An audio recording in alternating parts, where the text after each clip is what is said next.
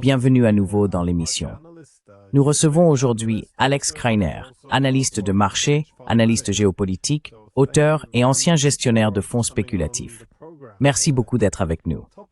Le sujet du jour est la nouvelle stratégie de sécurité nationale des États-Unis, qui a été décrite différemment selon les observateurs. Certains y voient une remise à zéro réaliste, d'autres un repli stratégique, et d'autres encore une rupture avec l'Europe. Comment l'interprétez-vous? Quel est le message essentiel que Washington cherche désormais à transmettre, à la fois à son public intérieur et à la communauté internationale, à travers cette stratégie de sécurité nationale?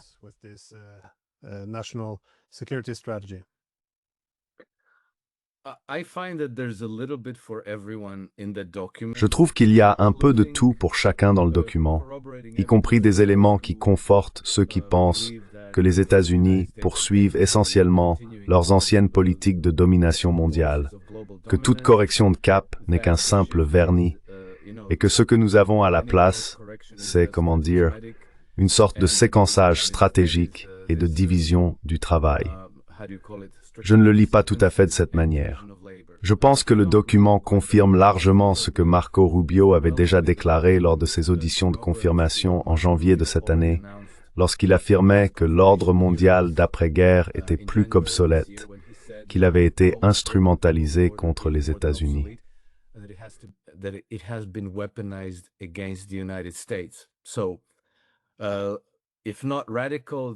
Donc, si ce n'est pas radical, c'est alors un changement très important par rapport au statu quo, un rejet de l'agenda mondialiste actuel et une adhésion à un ordre mondial multipolaire. Dans cet ordre, néanmoins, les États-Unis ne jouent pas un rôle modeste. Ils cherchent toujours à établir une position dominante dans ce monde multipolaire, mais c'est au moins une reconnaissance que les choses évoluent. Que la voie suivie par les États-Unis jusqu'à présent est erronée et insoutenable, et qu'ils prennent désormais une direction différente. Tout cela est explicitement dans le document.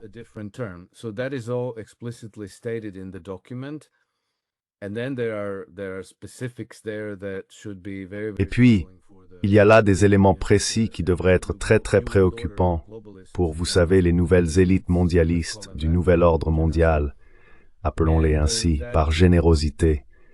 Et ils offrent une lueur d'espoir que l'avenir de l'humanité pourrait être meilleur que ce qu'ils avaient prévu pour nous, c'est-à-dire nous transformer en un troupeau d'animaux piratables. Car l'un des premiers points que le document énonce dès ses remarques introductives est la reconnaissance des droits naturels donnés par Dieu aux êtres humains, exactement dans ces termes. Ce qui est quelque chose que le nouvel ordre mondial, centré sur Davos, s'est efforcé de nier.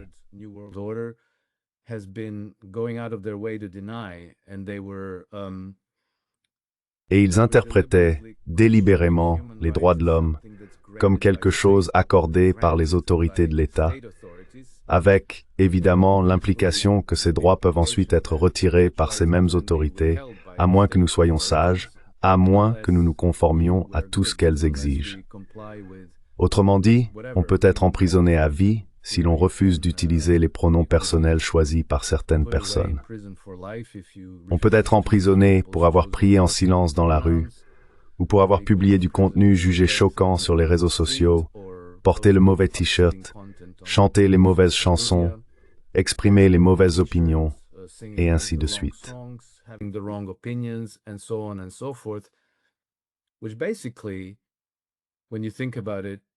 Ce qui, en y réfléchissant bien, n'est pas si différent de la manière dont les bolcheviks traitaient les citoyens russes auparavant, à la suite du coup d'État bolchevique de 1917. Je pense donc que le fait que les États-Unis procèdent à une correction de cap est une très bonne chose, même si je dois reconnaître qu'il y a certains éléments dans ce document sur la stratégie de sécurité nationale qui sont préoccupants.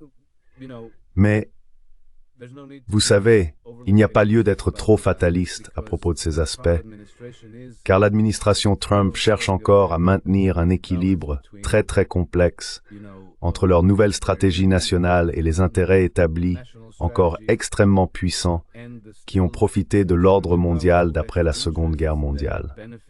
Il doit donc évidemment y avoir là-dedans certains éléments qui, disons-le ainsi, les apaisent.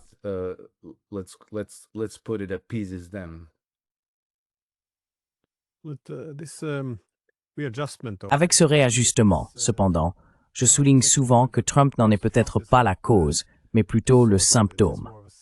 Car beaucoup de choses sont arrivées à leur terme. Tout le modèle, comme vous l'avez dit. Dans l'ordre unipolaire, l'hégémon, les États-Unis, avaient mis en place des nœuds, comme des partenaires privilégiés qui contribuaient à maintenir cette hégémonie. Ainsi, on avait l'Allemagne, le Royaume-Uni, le Japon, qui apportaient leur soutien dans leurs régions respectives. Mais bien sûr, avec le temps, comme l'a dit Marco Rubio, tout cela a été instrumentalisé. On voit maintenant les inquiétudes selon lesquelles les Alliés épuisent les ressources, qu'elles soient militaires ou économiques, à travers l'ALENA ou le partenariat transpacifique.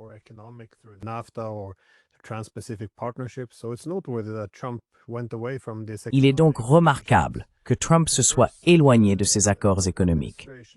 L'administration précédente voulait rédiger les règles du commerce mondial, mais il a également reconnu que les Alliés pouvaient en tirer de nombreux privilèges au détriment des États-Unis. Et avec les adversaires, on les voit collectivement contrebalancer les États-Unis en réaction à l'hégémonie, la Russie et la Chine, par exemple. Le libéralisme a en quelque sorte contribué à cela. L'idéologie libérale a tendance à ignorer de nombreux intérêts nationaux stratégiques, car on ne peut pas remettre en cause les structures hégémoniques une fois qu'elles ont été enveloppées dans un langage libéral.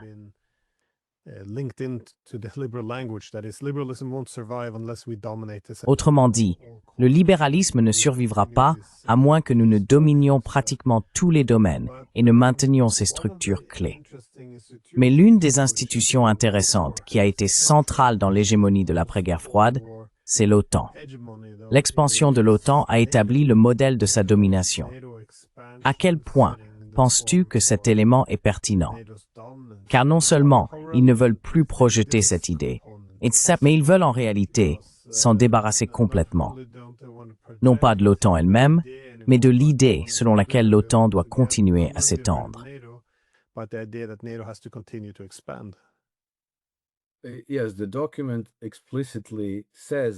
Oui, le document indique explicitement que l'expansion perpétuelle de l'OTAN est une très mauvaise idée et que les États-Unis ne la soutiennent plus.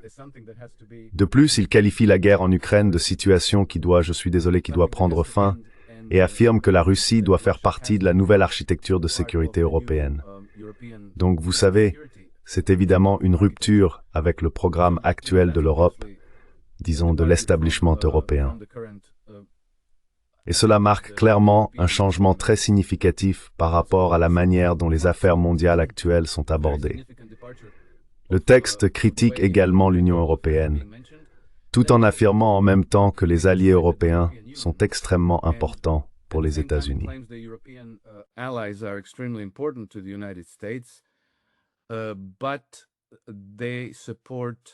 Mais ils soutiennent les mouvements souverainistes en Europe plutôt qu'une agglomération de l'Union européenne en une sorte de monoculture placée sous le diktat politique de Bruxelles ou de la City de Londres. Je pense donc que c'est un changement assez radical. Peut-être que cela a été assez évident pour tous ceux qui ont prêté attention depuis le début de l'administration Trump. Mais maintenant que c'est, vous savez, écrit noir sur blanc, compris avec certaines critiques très marquées des politiques européennes, je pense que c'est indéniable. Et vous savez ce que ce document dit en substance, c'est que les alliés européens ne sont nos alliés que dans la mesure où nous partageons certaines valeurs et certaines politiques qui doivent inclure des éléments comme la démocratie, les droits de l'homme et la liberté d'expression.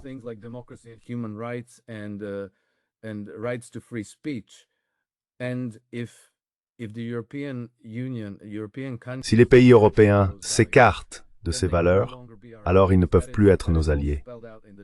Tout cela est clairement indiqué dans le document.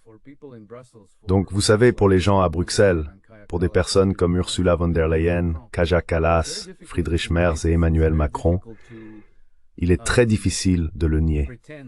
Il est très difficile de faire semblant que cela n'existe pas. Je pense que cela renforce les arguments des mouvements souverainistes en Europe et que cela affaiblit considérablement les arguments des pan-européistes qui en ce moment sont déterminés à faire la guerre à la Russie, à écraser la liberté d'expression, à annuler les élections, et ainsi de suite. Ce document constitue donc une condamnation subtile de toutes ces tendances, avec l'implication que si vous suivez cette voie, nous ne serons plus alliés.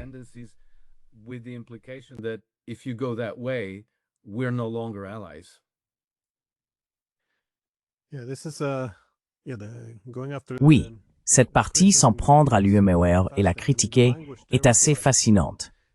Je veux dire, le ton était plutôt fort. Il n'y avait pas d'attaque virulente contre la Russie, mais il y en avait une contre l'UMOR. Cela revenait essentiellement à accuser les dirigeants européens de refuser de mettre fin à la guerre en Ukraine. Le texte expliquait que la raison en était leur caractère antidémocratique, autoritaire, leur tendance à purger les médias et l'opposition politique. Cela m'a un peu rappelé quand J.D. Vance est allé à la conférence de Munich sur la sécurité et a déclaré que les ennemis de l'Europe étaient des ennemis intérieurs, c'est-à-dire nos dirigeants, ceux qui seraient désormais les véritables coupables.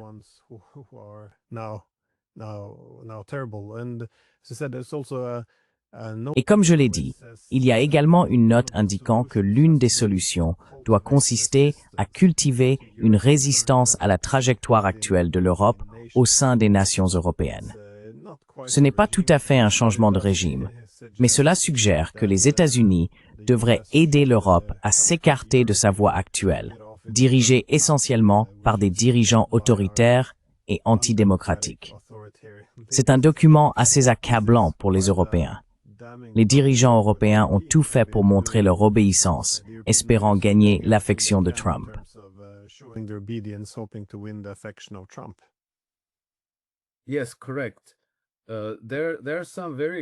Oui, c'est exact. Il y a là-dedans des déclarations très explicites qui en réalité laissent entendre que les États-Unis collaboreront avec certains pays européens pour modifier leur politique actuelle. J'essaie de le retrouver, mais ici, par exemple, il est écrit, je cite, « La diplomatie américaine doit continuer à défendre la véritable démocratie, la liberté d'expression et la célébration sans complexe du caractère et de l'histoire propre à chaque nation européenne. L'Amérique encourage ses alliés politiques en Europe à promouvoir ce renouveau d'esprit. Et l'influence croissante des partis européens patriotiques est en effet une source de grand optimisme. »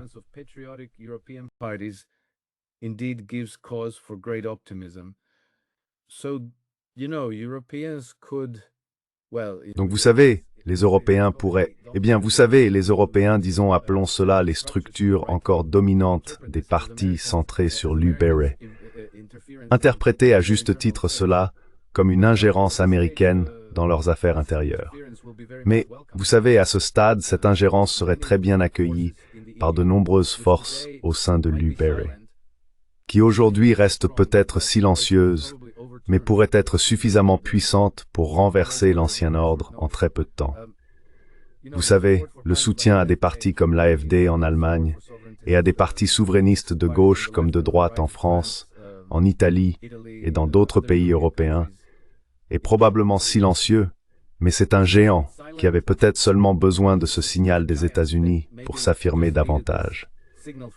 Et donc, vous savez, des options politiques comme Macron, Merz, Starmer, ils sont sur la défensive. Et c'est un coup assez dévastateur pour eux.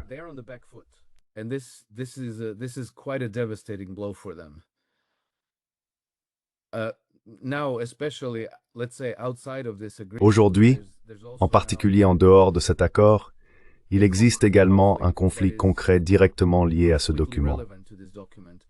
Et c'est la tentative de l'Europe de censurer et de faire taire X, la plateforme d'Elon Musk, en essayant de le forcer à restreindre la liberté d'expression en Europe et en lui imposant même une amende de 120 millions de dollars pour avoir refusé de le faire. Nous avons également constaté que X est devenu la première source d'information pour tous les pays de l'Union européenne. Il s'agit donc d'une bataille majeure qui se dessine et que les Européens vont presque certainement perdre. Les conséquences de cela vont probablement se manifester à très court terme au cours des prochains mois. Je pense que cela pourrait entraîner une vague de changement de régime en Europe. Et j'ai trouvé très intéressant que, d'accord, nous n'avons pas encore de confirmation officielle, mais selon le journaliste allemand Patrick Baab, que vous avez interviewé très récemment, si je ne me trompe pas. Oui, il y a 2 jours. Oui, exactement. Donc il disait que l'une des choses discutées à Moscou la semaine dernière était la reconnexion des gazoducs Nord Stream. Ce qui est extrêmement intéressant, compte tenu du fait qu'il n'y avait aucun représentant allemand à Moscou. Et pour moi, cela implique que les États-Unis anticipent un changement de gouvernement en Allemagne. Et vous savez, l'Allemagne reste la plus grande puissance d'Europe, au sein de l'Union européenne. Cela pourrait donc, en effet, conduire à la désintégration de l'Union européenne si l'AfD forme le prochain gouvernement.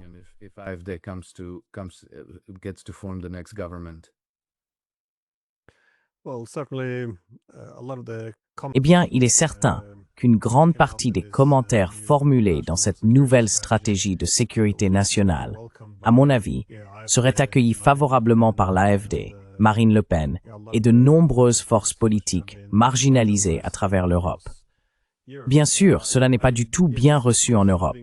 Je veux dire, s'il y a bien quelque chose de prévisible chez les dirigeants de l'UAGAMR, c'est que chaque phrase doit être remplie d'éloges pour leurs propres valeurs, tout le temps.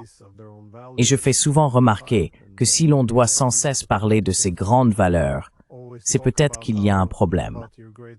Et je ne pense pas, mais il y a beaucoup de vrai dans ce qui a été dit. Ce que vous avez mentionné, à savoir tous les développements autoritaires et antidémocratiques au sein de l'UOPAMR, est certainement exact.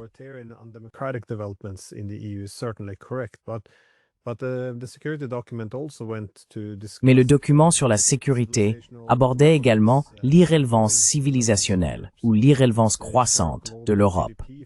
Ainsi, la part du PIB mondial est passée de 25% en 90 à 14% aujourd'hui. C'est un déclin assez spectaculaire. Et bien sûr, tout était décrit comme s'effondrant ou déclinant fortement, les taux de natalité par exemple, qui sont ensuite corrigés par la migration de masse. Et tout cela engendre de nombreux problèmes sociaux et économiques. Mais comment voyez-vous les Européens réagir à cela? Parce que j'imagine que l'avenir de l'Europe semble assez sombre ici. La première chose que j'ai remarquée, bien sûr, c'est que les Européens, du moins les dirigeants européens, sont désormais accusés de prolonger la guerre en Ukraine, dans ce tableau général d'une civilisation européenne mourante. Comment pensez-vous que cela est perçu?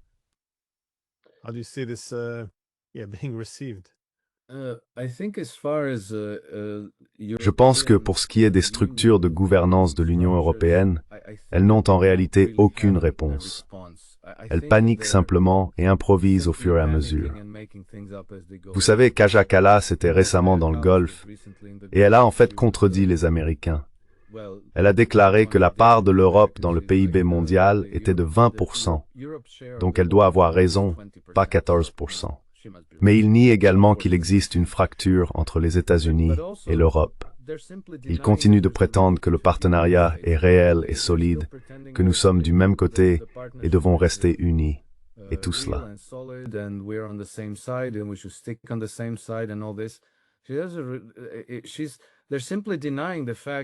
Il nie simplement le fait que lorsque les États-Unis réaffirment leur alliance avec leurs alliés européens, ils parlent de nations européennes souveraines individuelles et non de l'Union européenne.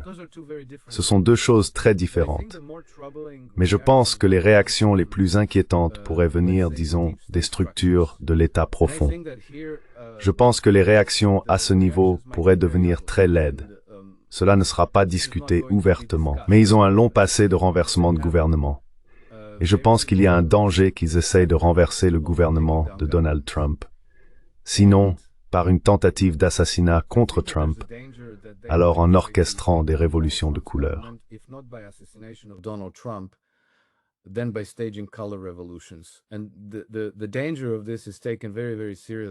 Et le danger que cela représente est pris très au sérieux par les Américains, par leur propre appareil de sécurité. Le risque ici, c'est que comme on l'a vu dans des enquêtes, plus de 2 milliards de dollars ont circulé depuis certains milliardaires européens et diverses associations caritatives et fondations vers les soi-disant causes progressistes de l'Union européenne aux États-Unis. Vous savez, ils aiment toujours envelopper cela dans une cause apparemment non controversée, sympathique, libertarienne, ou du moins libérale, comme la lutte contre le racisme. Ainsi, ils orientent des fonds vers Black Lives Matter.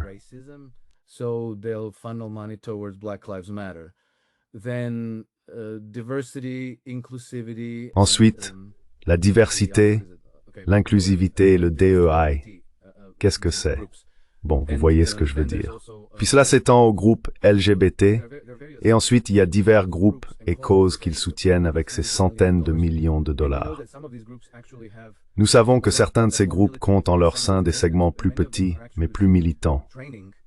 Beaucoup d'entre eux reçoivent une formation à l'utilisation d'armes létales, de sorte que ces segments pourraient devenir de futurs émeutiers, saboteurs, révolutionnaires, voire assassins.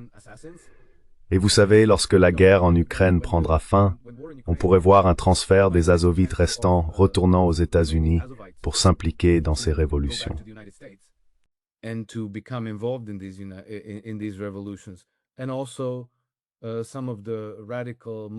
Et aussi, certains des militants musulmans radicaux du Moyen-Orient, d'Afrique du Nord, et ainsi de suite.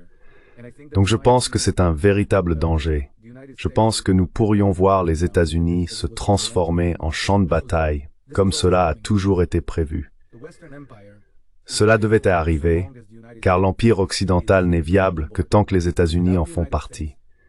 Sans les États-Unis, il devient un patchwork désuni de puissances mineures, comme la Grande-Bretagne. Fais, Mark Cower, nostra evity de l'enlevergemord.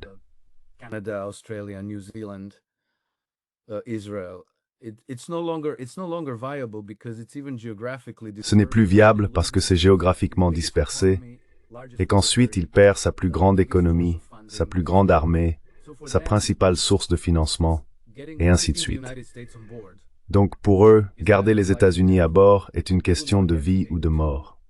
Ils n'hésiteront pas à faire tout ce qu'il faut pour ramener les États-Unis dans le jeu. Et je pense que cette bataille va se dessiner. Et on le voit déjà. Vous savez, avec des choses comme la manifestation No Kings. Celle-ci aussi était financée par certains de ces sponsors libéraux de gauche, dont certains viennent d'Europe. Donc je pense que nous entrons dans une phase de conflit où les couteaux seront tirés.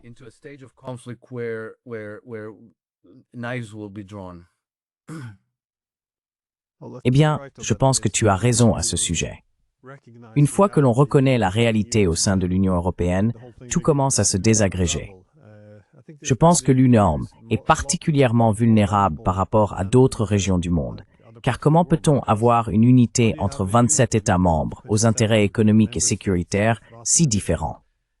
Tu sais, elle s'enferme souvent dans des récits où une politique est présentée comme bonne, vertueuse, tandis que le camp opposé est essentiellement mauvais et dangereux. C'est ces populistes, ces poutinistes, on a tous ces mots pour délégitimer.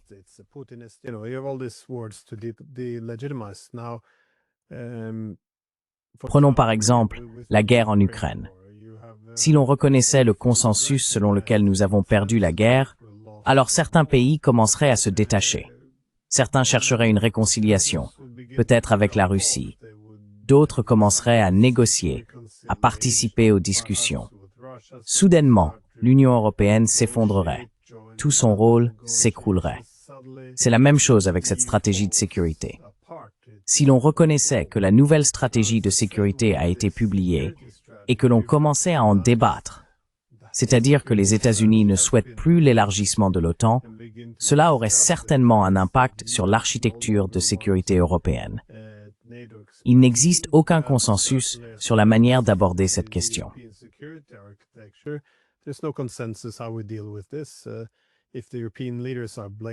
Si les dirigeants européens sont tenus pour responsables de ne pas avoir mis fin à la guerre en Ukraine, cela sape notre récit, selon lequel ce sont simplement les Russes qui ne veulent pas y mettre fin.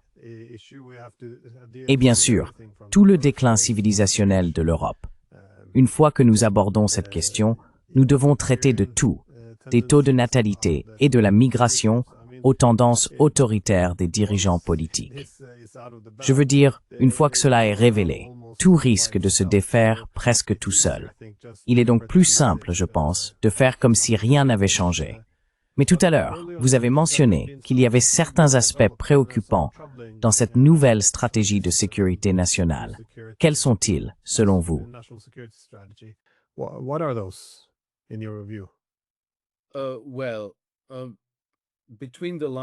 Eh bien, entre les lignes, il y a cette motivation mercantiliste. En gros, une préoccupation de maintenir les marchés étrangers ouverts aux produits américains. Et presque chaque paragraphe qui fait référence au commerce mondial avec les Alliés parle de leur fournir des armes, ce qui, selon moi, repose encore sur l'idée que le matériel militaire américain et d'autres atouts sont supérieurs à ceux des autres pays. Je pense que c'est une idée complètement dépassée. En réalité, ils vendent simplement des choses très coûteuses qui ont un effet très limité dans la guerre moderne, laquelle repose de plus en plus sur des technologies très bon marché, mais extrêmement létales, comme les drones.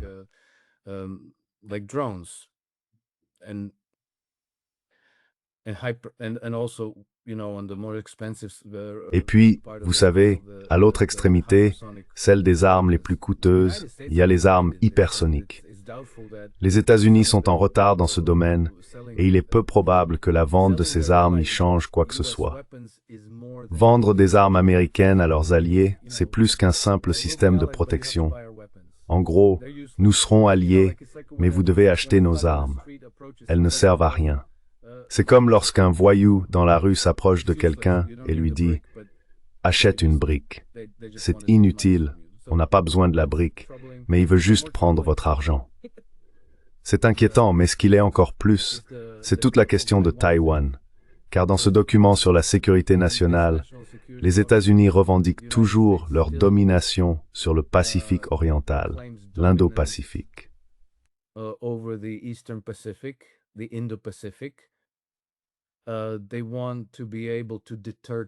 Ils veulent être en mesure de dissuader la Chine. Ils veulent défendre Taïwan comme si c'était, vous savez, comme si Taïwan était une nation indépendante, ce qu'elle n'est pas. C'est une partie de la Chine. C'est un seul pays, deux systèmes, deux gouvernements, mais cela reste la Chine. Donc en réalité, vous adoptez une position très agressive envers une autre nation souveraine et une partie de son territoire. C'est évidemment une source potentielle de conflit à l'avenir. Et puis, vous savez, ils reconnaissent qu'ils n'ont pas la puissance militaire ou d'autres formes de pouvoir pour réellement affronter la Chine, mais que le relais devrait être pris par leurs alliés, comme la Corée du Sud, le Japon et l'Inde.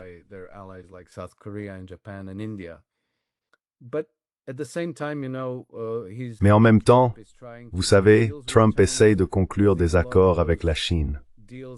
Je pense qu'un grand nombre de ces accords ne sont pas rendus publics. Nous ne savons pas exactement de quoi il s'agit, mais je pense que les discussions sont plus approfondies qu'on ne le croit et probablement plus amicales qu'on ne le pense. Donc je ne suis pas sûr que tout cela soit entièrement réel, vous voyez, parce que les États-Unis veulent clairement avoir accès au marché d'Asie de l'Est. Ils indiquent dans ce document que cette région représente désormais 50% du PIB mondial en parité de pouvoir d'achat. Il est donc évident que les États-Unis ont intérêt à maintenir ces marchés ouverts, à garder les routes commerciales ouvertes pour leurs marchandises, leurs navires, et ainsi de suite.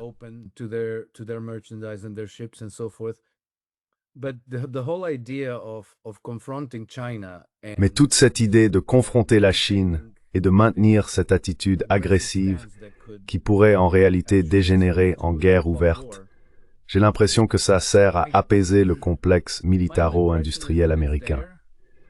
Vous savez, pour dire « Hey, nous sommes toujours pleinement engagés à affronter la Chine et à nous préparer à cette guerre », tout en ralliant nos alliés de la région à cette confrontation avec la Chine, et ainsi de suite. Mais je soupçonne que ce n'est pas quelque chose de réel, que c'est plutôt une sorte d'ornement destiné aux élites mondialistes encore très puissantes aux États-Unis et à leur complexe militaro-industriel.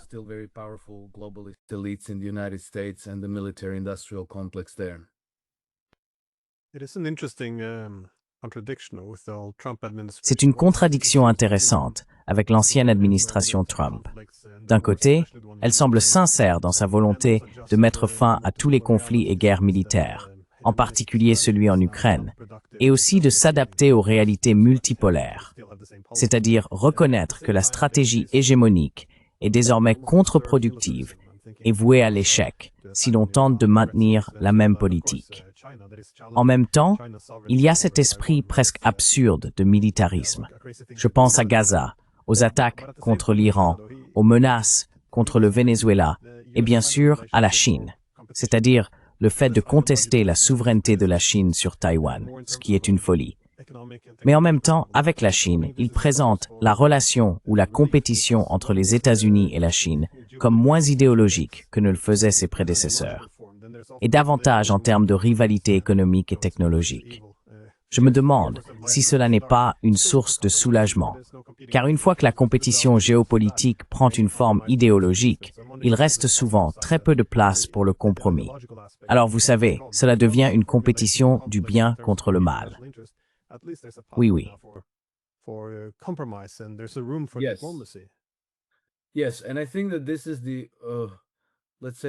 Oui, et je pense que c'est ce qui ressort vraiment de l'ensemble du document. Mais ensuite, il y a ces vestiges de l'ancienne mentalité de la guerre froide, profondément enracinée, selon laquelle, vous savez, les États-Unis doivent imposer leur domination. Et je dois lire un paragraphe qui pour moi est peut-être le plus préoccupant de tout le document.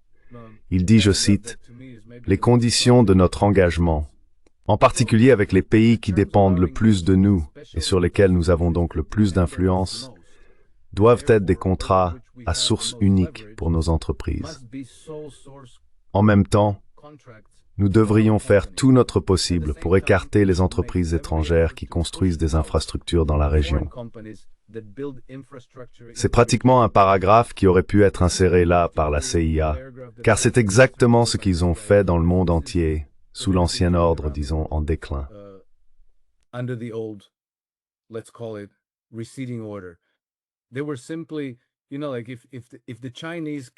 Ils faisaient simplement, vous savez, si les Chinois venaient construire un barrage, une centrale nucléaire ou un réseau ferroviaire dans un autre pays, ils le décourageaient de toutes les manières possibles. Et parfois, lorsqu'ils ne pouvaient pas le décourager, ils attaquaient carrément la construction en engageant, disons, des forces séparatistes par procuration pour faire exploser les projets menés par les Chinois, harceler les ouvriers, tuer les ingénieurs qui dirigeaient le chantier. Et cela s'est produit en Asie du Sud-Est, au Baloutchistan, au Myanmar, en Afrique, en Géorgie. Donc ce paragraphe en particulier confirme pratiquement la poursuite de ces politiques, faire tout leur possible pour évincer les entreprises étrangères qui construisent des infrastructures dans la région.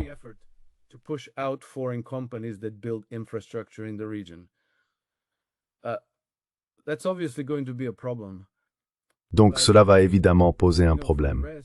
Mais pour le reste, je dois dire que le document est en réalité très encourageant et constitue une bonne correction de cap. Et puis, espérons que les États-Unis et leurs forces par procuration n'en viendront pas à un affrontement direct avec des organisations régionales de sécurité comme l'OCS, qui a désormais formulé explicitement des stratégies pour faire face aux forces séparatistes et terroristes. Cela permettra de contrer les tentatives visant à faire dérailler la construction de l'initiative La Ceinture et la Route et des infrastructures qui l'accompagnent.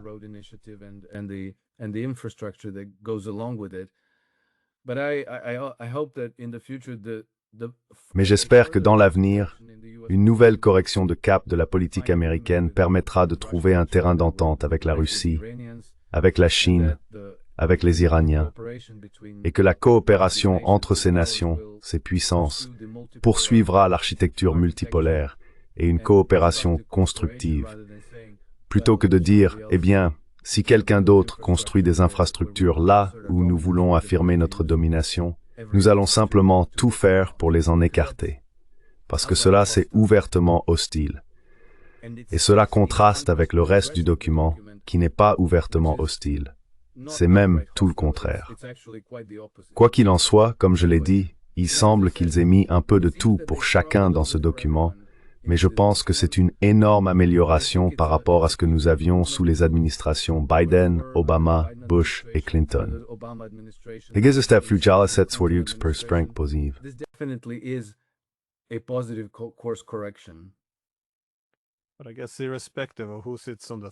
Mais je suppose que, quel que soit celui qui siège sur le trône à Washington, la principale préoccupation des États-Unis n'est pas seulement que l'hégémon ait disparu, mais que, s'il pouvait être le premier parmi les égaux, ce serait une chose. Cependant, étant donné que la Chine progresse beaucoup plus rapidement que les États-Unis, je pense que c'est là le véritable problème. Ils ne peuvent plus rivaliser avec la Chine. Alors, que faire exactement? Je suppose que, d'un côté, on veut former ces blocs géoéconomiques pour tenter d'exclure la Chine, et l'on peut saboter directement la Chine, comme vous l'avez mentionné. Mais l'incapacité à rivaliser avec la Chine, je pense que c'est là que les éléments les plus agressifs se manifesteraient comme moyen d'entraver l'ascension de la Chine. Donc non, je ne pense pas que les États-Unis soient prêts à abandonner le trône pour l'instant.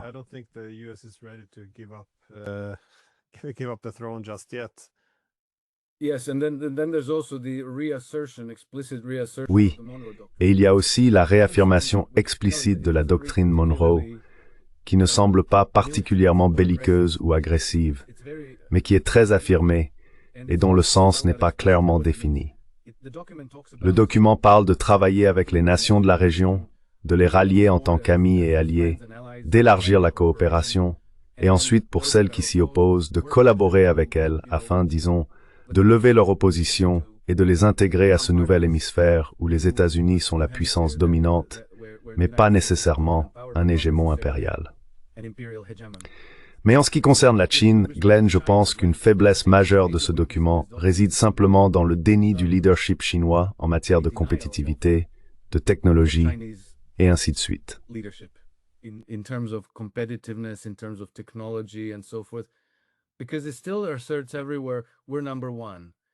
Parce qu'il y a encore des affirmations partout. Nous sommes les meilleurs. Nous sommes les meilleurs en technologie militaire, les meilleurs en finance mondiale, en intelligence artificielle et dans bien d'autres domaines. Mais c'est pas vraiment vrai. Je comprends qu'une partie de votre stratégie doit inclure une certaine, disons, dose d'optimisme, peut-être même une évaluation trop optimiste de votre position, parce que vous savez, on ne veut pas ternir l'image de sa nation, on ne veut pas décourager les gens. C'est comme dans le sport, n'est-ce pas? Si vous entrez dans le match en pensant « Oh, ces types sont bien meilleurs que nous, on ne pourra jamais les battre », vous allez probablement perdre. Mais si vous arrivez gonflé d'optimisme et d'un esprit combatif, ce qui fait partie de l'ADN américain, alors vous pouvez rivaliser. En même temps, cependant, il faut reconnaître que vous avez déjà dû cette course.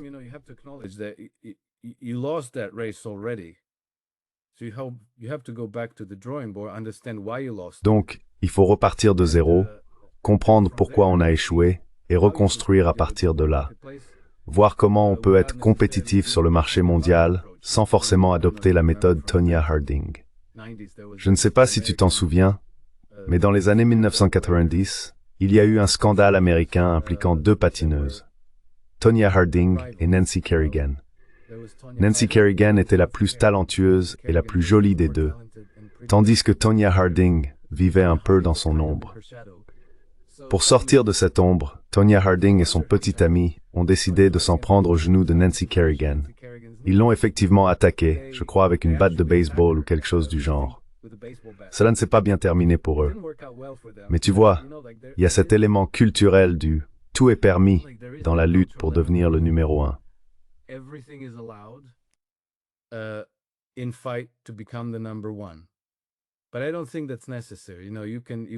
Mais je ne pense pas que ce soit nécessaire. Vous savez, on peut être compétitif sur d'autres bases. Les États-Unis ont d'autres atouts. Il n'est pas indispensable d'être numéro un en IA. Il faut trouver des moyens de rivaliser là où vous avez trouvé votre créneau, votre place sur le marché. Il n'est pas nécessaire de viser exactement les mêmes segments où quelqu'un d'autre a déjà établi sa domination. Parce que vous savez, affronter le numéro un comporte toujours le risque de gaspiller vos ressources dans une bataille que vous avez déjà perdue. Donc je pense que ce type de document doit aussi inclure des éléments comme l'imagination et la créativité, plutôt que de foncer comme un bulldozer dans des domaines où vous allez rencontrer de l'opposition et gaspiller des ressources dans des combats que vous ne devriez probablement plus mener.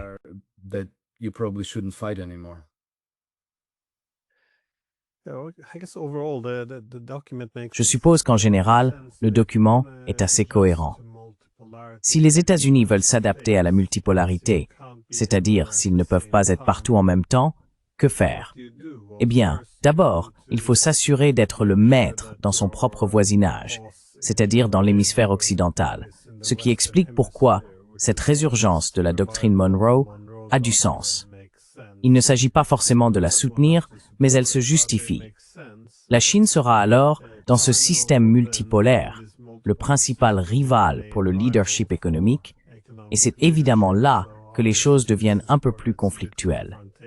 Mais au lieu d'être trop idéologique, il faut en examiner les aspects économiques. Quant à la Russie, bien sûr, cela n'a pas beaucoup de sens. Dans un monde unipolaire, on pousserait les Russes vers les Chinois. Dans un monde multipolaire, on peut essayer de les rallier à notre camp.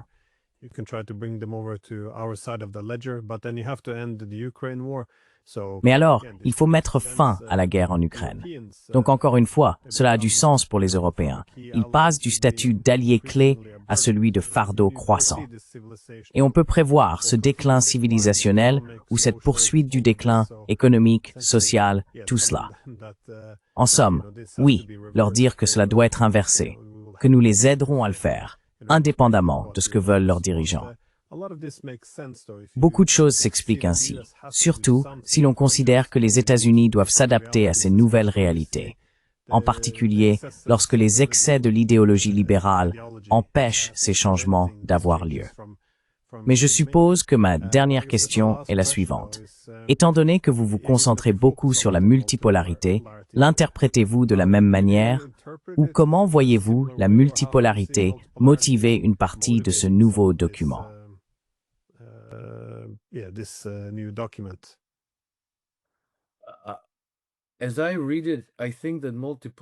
À ma lecture, je pense que la multipolarité est au cœur de ce document, vous savez, car il rejette explicitement le rôle des États-Unis en tant qu'hégémon mondial, le jugeant insoutenable et trop coûteux.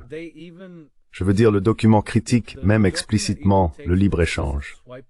Et il y a même une mention d'Alexander Hamilton, ce qui est, vous savez, un message entre les lignes, celui d'un possible changement de modèle de gouvernance économique, ainsi que des déclarations explicites selon lesquelles l'administration veut faire des États-Unis une superpuissance industrielle, un pays producteur. Eh bien, si vous voulez être un producteur et une puissance exportatrice, alors il vous faut des marchés.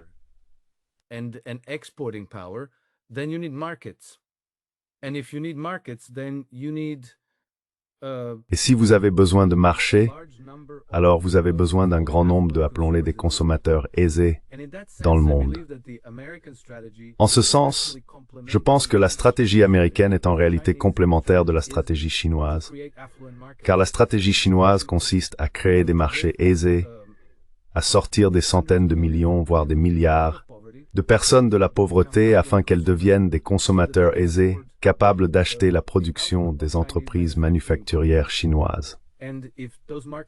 Et si ces marchés sont ouverts aux États-Unis, alors, en ce sens, les États-Unis et la Chine partagent un intérêt commun. Cela implique que vous reconnaissez l'autre superpuissance comme un père, non pas comme un vassal, mais comme un père.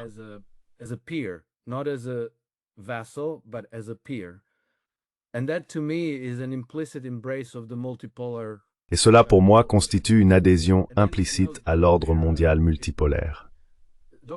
Et puis, vous savez, le document a également réaffirmé ce que Trump, le discours de Trump en mai devant le Rassemblement des États du Golfe arabique, avait dit « Nous ne voulons plus imposer nos valeurs ni nos systèmes de gouvernance. Nous ne voulons pas contrecarrer vos traditions ni vos modes de gouvernement. » Cela s'inscrit donc aussi dans cette logique. Bref, pour faire court, j'y vois une adhésion claire à l'ordre mondial multipolaire. Et disons-le, comme nous sommes maintenant dans le 12e mois, cela ne fait pas encore une année complète que Trump est en fonction.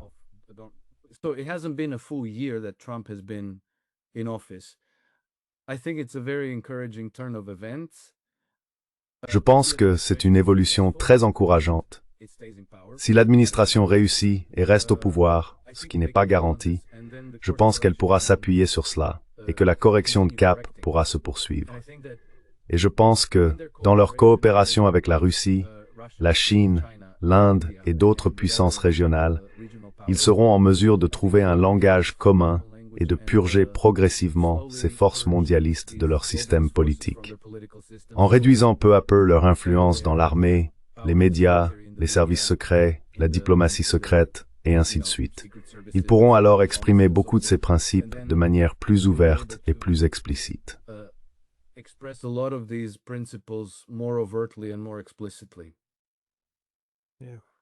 Non, j'ai aussi remarqué la référence à Alexander Hamilton. Oui, c'est intéressant, n'est-ce pas? C'est très intéressant, car ils font référence à, et je souligne souvent le même point, le fait qu'une dépendance excessive à un partenaire extérieur pose problème, comme le suggère le document. Cela renvoie à toute l'idée d'Alexander Hamilton, qui a ensuite donné naissance au système américain, ayant contribué à faire des États-Unis une puissance industrielle. Le principe était qu'il faut une autonomie économique si l'on veut une autonomie politique. Si une grande partie de vos composants essentiels ou de vos intérêts économiques dépendent d'une puissance étrangère, il est irréaliste de penser que vous bénéficierez d'une pleine autonomie politique. Et c'est pourquoi, à l'époque de Hamilton, beaucoup qualifiaient le libre-échange d'impérialisme du libre-échange. C'est ainsi que les Britanniques contrôlaient les États-Unis, car ils possédaient les industries les plus développées.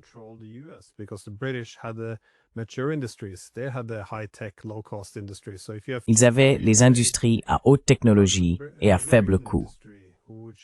Donc si vous avez le libre-échange, comment l'industrie américaine, qui avait une technologie inférieure et des coûts plus élevés, pouvait-elle rivaliser avec elle? C'était impossible. C'est à ce moment-là que le terme commerce équitable est apparu, avec le principe selon lequel nous devons construire une souveraineté technologique et économique afin de renforcer ou de préserver notre autonomie politique. Eh bien, je pense qu'une grande partie de cela s'est perdue, car une fois que les États-Unis sont devenus l'hégémon, ils ont eu intérêt à adopter le même impérialisme du soi-disant libre-échange. Autrement dit, ils disposaient des industries à haute technologie et à faible coût, donc ils prônaient simplement le libre-échange, là où les États-Unis pouvaient le plus facilement rivaliser. Mais aujourd'hui, nous voyons les Chinois reprendre le rôle qu'avaient autrefois les États-Unis, ayant développé les industries les plus compétitives, où ils bénéficient à la fois d'une haute technologie et de faibles coûts.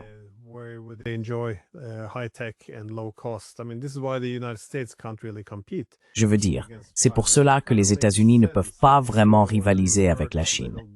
Donc, il est assez logique que l'on veuille revenir un peu à l'idée hamiltonienne de souveraineté technologique et économique. Cependant, une chose que j'ai remarquée, c'est toute cette attention portée à la réindustrialisation. Cela semble plutôt séduisant, mais une raison essentielle pour laquelle les Américains ne peuvent pas rivaliser avec la Chine, c'est que leur économie est devenue tellement financiarisée. Tous les oligarques siphonnent une telle part des profits qu'il est désormais impossible de faire quoi que ce soit sans contracter d'énormes prêts, pour tout, de l'immobilier aux avocats, en passant par les institutions financières. Il n'est donc pas étonnant qu'on ne puisse plus faire grand-chose dans l'industrie américaine.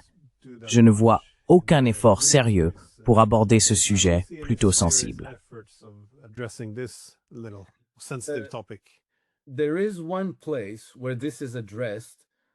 Il y a un passage où cela est abordé, mais il ne mentionne pas une réforme du système financier de manière aussi explicite. Il est question d'un progrès technologique qui égalisera les conditions pour permettre, oui, je ne le retrouve plus maintenant, mais c'est quelque part là, assez tôt dans le document, que la réforme économique rende possible la diffusion large de l'entrepreneuriat et de la prospérité dans toutes les régions des États-Unis. Et pour moi, c'est la réponse à cette question.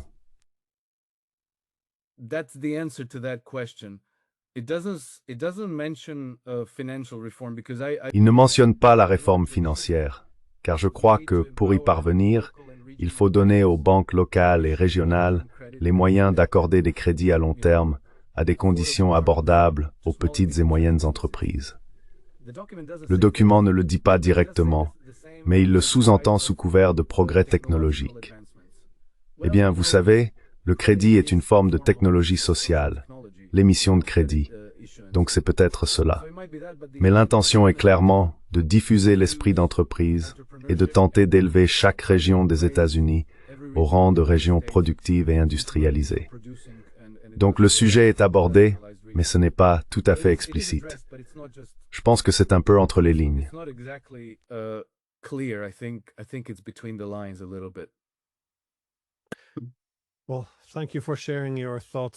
Eh bien, merci d'avoir partagé vos réflexions sur cette stratégie de sécurité nationale. Je pense que c'est de loin le document le plus choquant que j'ai vu au cours des 30 dernières années. Mais voilà ce qui arrive quand on ne s'adapte pas aux réalités changeantes, quand on s'accroche au monde tel qu'il était. À un moment donné, les changements surviendront simplement beaucoup plus vite, et ils seront bien plus chaotiques.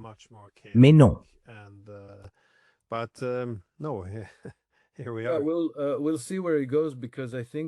Nous verrons où cela mènera, car je pense que ce document marque en réalité un changement dans l'évolution future de l'ordre mondial en général.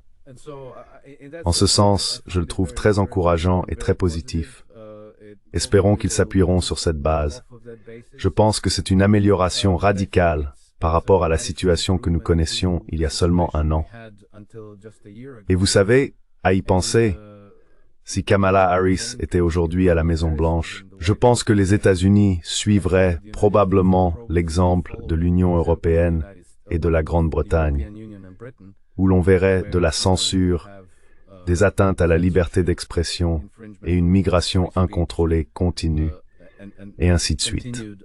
Donc je pense que c'est une grande amélioration et quelque chose de très encourageant, mais ce sera une évolution qui prendra du temps.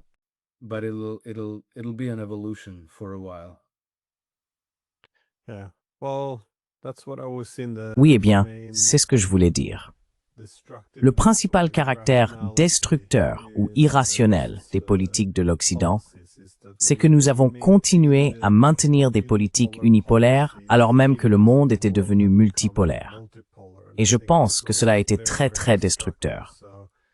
Donc au moins, quelque chose vient bousculer les choses, car la voie que nous suivions n'était clairement pas durable. Merci encore infiniment de m'avoir permis de m'exprimer. Glenn, merci de m'avoir veillé. C'est toujours un plaisir. À la prochaine.